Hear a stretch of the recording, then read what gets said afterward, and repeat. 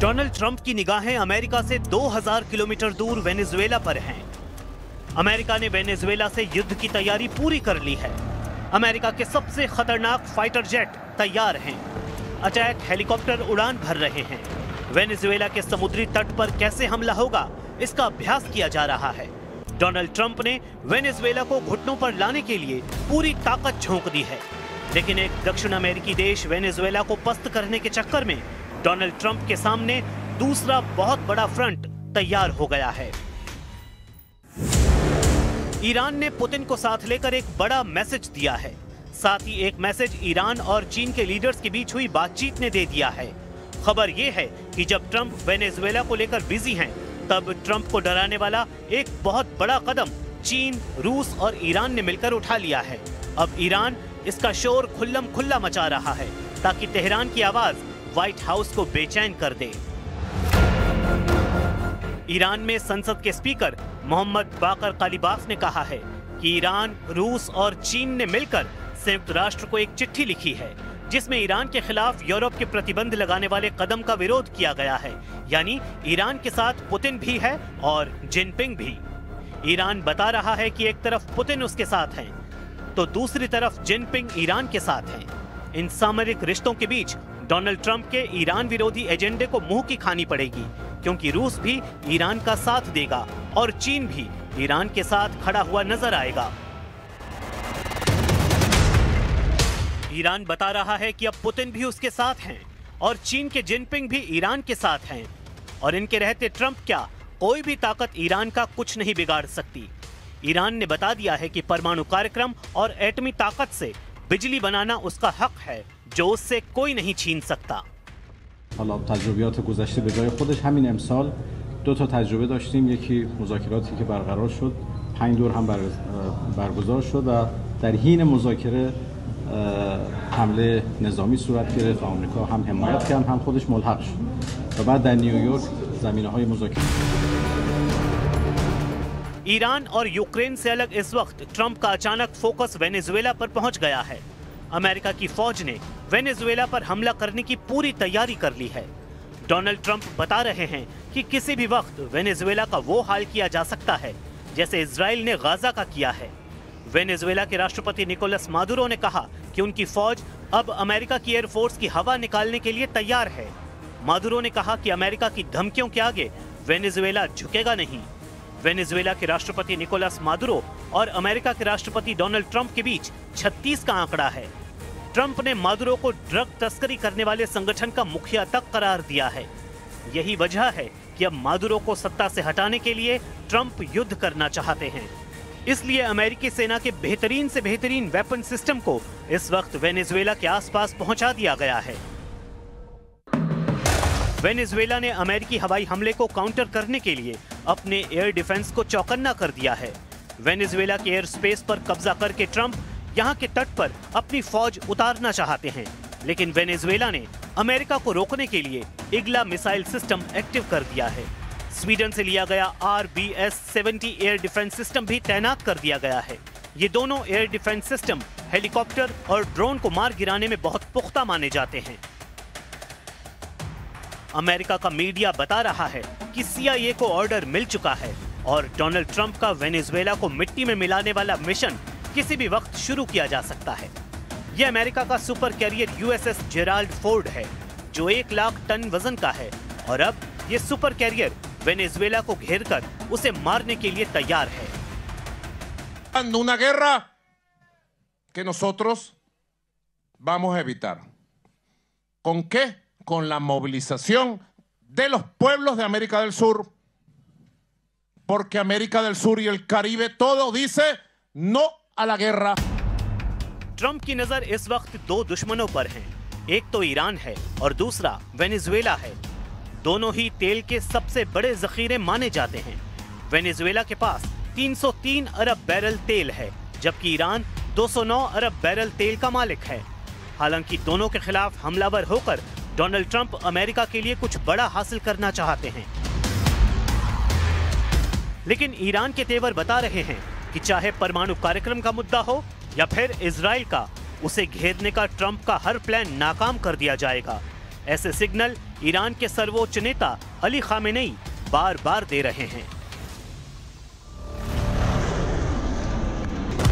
Khamenei ने Trump को Iran का दुश्मन कहा।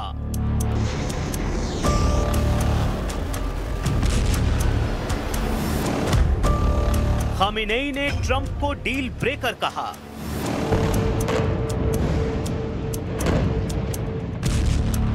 खामेनेई ने ट्रंप को कातिल कहा। खामेनेई ने ट्रंप को आतंकवादी तक कह डाला।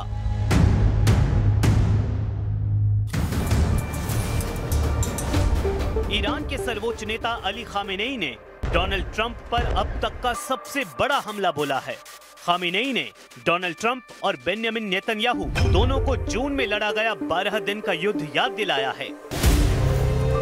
खामेनेई ने याद दिलाया है कि कैसे ईरान की मिसाइलों ने इजराइल की कमर तोड़कर रख दी और फिर इजराइल इतना बिलबिलाया कि डोनाल्ड ट्रंप को नेतन्याहू के जहनी जख्मों की मरहम पट्टी करनी पड़ी।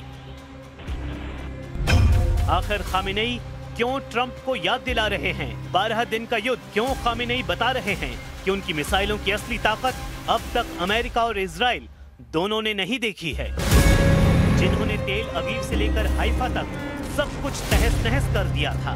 ये 13 जून की रात और उसके बाद का वीडियो है जब ईरान की मिसाइलों ने तेहरान और बाकी शहरों पर हुए इजरायली हमले के बाद नेतन्याहू के शहरों को दहला दिया था। اینا مایوسن.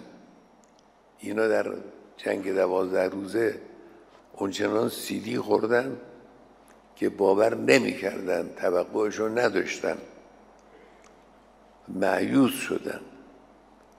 این رفت روحیه بده به اونها، این رفت اونها رو از یأس خارج کنه. این حرفایی است که به یک مسئولین مایوس زده میشه، اینجور حرفایی که او زد.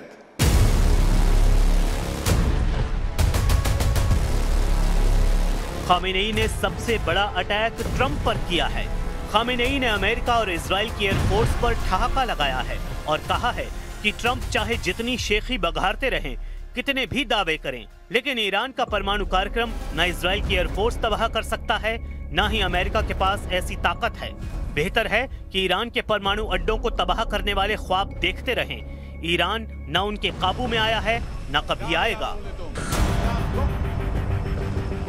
میکنه که صنعت هسته‌ای ایران رو بمباران کردیم و از بین بردیم. خب خیلی خوب، همین خیال باشه. اما اصلا شما چه کاره هستید که اگر یک کشوری صنعت هسته‌ای داره شما دخالت کنید بگید باید و نباید؟ شما چه کاره دنیایی؟ چه ربطی به آمریکا داره که ایران امکانات هسته‌ای و صنعت هسته‌ای داره یا نداره؟ این دخالت‌های ناواب، ناجور، غلط و زورگویانه است. परमाणु डील करने के लिए डोनाल्ड ट्रंप का ऑफर खामेनेई ने एक झटके में खारिज कर दिया है। खामेनेई ने बहुत साफ शब्दों में कह दिया है कि ट्रंप डील मेकर नहीं, डील ब्रेकर हैं और ईरान कभी अमेरिका के दबाव में नहीं आएगा। ये ख्वाब देखना ट्रंप छोड़ दें। میخوام معامله کنم، با ایران معامله کنیم. معامله ای که با زورگویی نتیجه او از پیش معلوم باشه معامله نیست، تحمیله و ملت ایران زیر بار تحمیل نخواهد رفت. डोनाल्ड ट्रंप का यही अंदाज है जो उन पर यकीन करने वालों का हौसला डगमगा देता है। एक तरफ डोनाल्ड ट्रंप डील के लिए हाथ बढ़ाते हैं, लेकिन दूसरे हाथ में सामने वाले को धक्का देने का इरादा भी नजर आता है। ये बात ज़ेलेंस्की तो बार बार महसूस कर रहे हैं, जिन पर पुतिन से डील करने का दबाव है, क्योंकि ट्रंप भी बार बार कह रहे हैं कि अब यूक्रेन के बस की नहीं कि वो युद्ध जीते, इसलिए ईरान बहुत चौकन्ना है। और उसके सर्वोच्च नेता खामेनेई ने अपने कमांडरों से बात करके साफ कर दिया कि अमेरिका की मनमर्जी नहीं चलेगी, न ही ईरान ट्रंप के दबाव में आएगा, क्योंकि अमेरिका पहले ही उसके कई परमाणु वैज्ञानिकों को मौत के घाट उतार चुका है। افتخار میکنه به اینکه دانشمندی ایرانی رو ترور کرده. بله دانشمند ترور کردید، افراد امثال تهرانچی و عباسی اینها رو ترور کردید، لکن علمشون رو نمیتونید ترور کنید.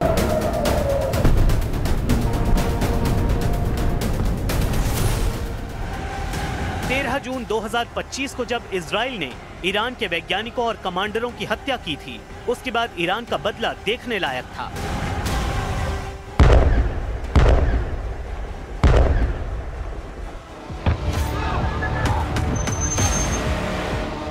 जून की रात को ही जब ईरान ने इजराइल पर मिसाइल बरसाई तो पूरी दुनिया हैरान थी। ईरान मिसाइल अटैक का हर रिकॉर्ड तोड़ रहा था। क्या तेल अवीव, क्या हाइफा और क्या इजराइल का डिफेंस सिस्टम, ईरान की मिसाइलों ने इजराइल के हर कवच को भेदा।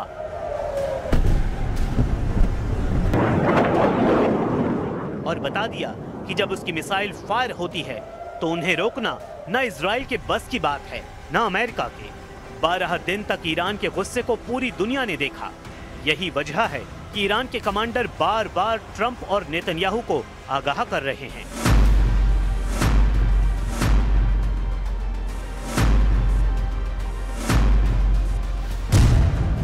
ईरान के रक्षा मंत्री कह चुके हैं कि 12 दिन के युद्ध के बाद ईरान अब डबल ताकत के साथ युद्ध लड़ने के लिए तैयार है। अजीज नासिर ज़ादेह के मुताबिक ईरान की मिसाइल पावर 2 गुना बढ़ा दी गई है। ईरान को लेकर बड़ी खबर इजराइल की मीडिया में छप चुकी है। खबर ये कि ईरान ने अब दूसरे देशों में हथियार की फैक्ट्री बनानी शुरू कर दी है। हालांकि किस देश में इसका जिक्र नहीं किया गया है।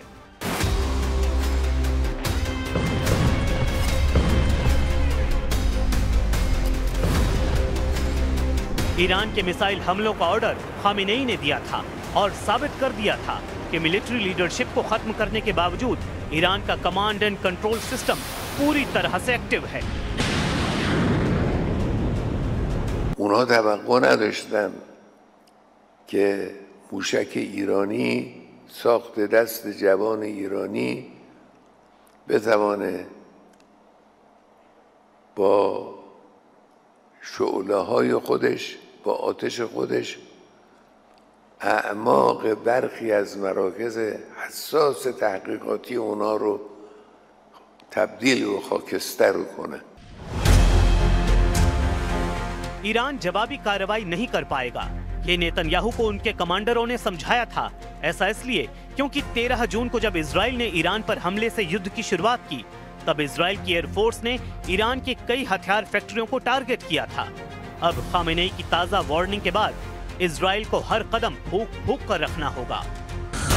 सवाल उठ रहा है कि अक्टूबर के आखिर या फिर नवंबर की शुरुआत में ईरान इजराइल की टक्कर फिर शुरू हो सकती है। एक तरफ नेतन्याहू फिर से गाजा पर चढ़ाई करते हुए नजर आ रहे हैं, तो दूसरी तरफ ईरान खुद को नए युद्ध के लिए तैयार कर चुका है। ईरान के रक्षा मंत्री अजीज नासिर ज़ादेह कह चुके हैं कि अब ईरान के पास और घातक मिसाइल आ चुकी हैं। अगर इजराइल ने फिर हमला किया तो नई मिसाइल इस्तेमाल की जाएंगी। लेकिन इस वक्त डोनाल्ड ट्रंप की निगाहें अमेरिका से 2000 किलोमीटर दूर वेनेजुएला पर पहुंच चुकी हैं। अमेरिका ने जिस तरह वेनेजुएला के आसपास बारूदी तैयारी दिखाई है, उससे साफ नजर आ रहा है कि अब दक्षिण अमेरिका में एक नया युद्ध शुरू होने वाला है। अमेरिका के सबसे खतरनाक फाइटर जेट तैयार हैं। अमेरिका के अटैक हेलीकॉप्टर भी उड़ान भर रहे हैं। वेनेजुएला के समुद्री तट पर कैसे हमला होगा, इसकी तैयारी दिखाई जा रही है। अमेरिका की फौज हेवी मशीन गन से फायरिंग कर रही है। कुल मिलाकर डोनाल्ड ट्रंप ने वेनेजुएला के राष्ट्रपति निकोलस मादुरो को बता दिया है कि उनके पास विकल्प काफी कम बचे हुए हैं और अगर सुपर पावर ने अंगड़ाई ली तो वेनेजुएला को घुटनों पर आने में देर नहीं लगेगी। ईरान के अलावा ट्रंप एक और मोर्चा तैयार करके बैठे हुए हैं, लेकिन एक दक्षिणी अमेरिकी देश वेनेजुएला को पस्त करने के चक्कर में डोनाल्ड ट्रंप के सामने 2 और बहुत बड़े फ्रंट कमजोर पड़ सकते हैं।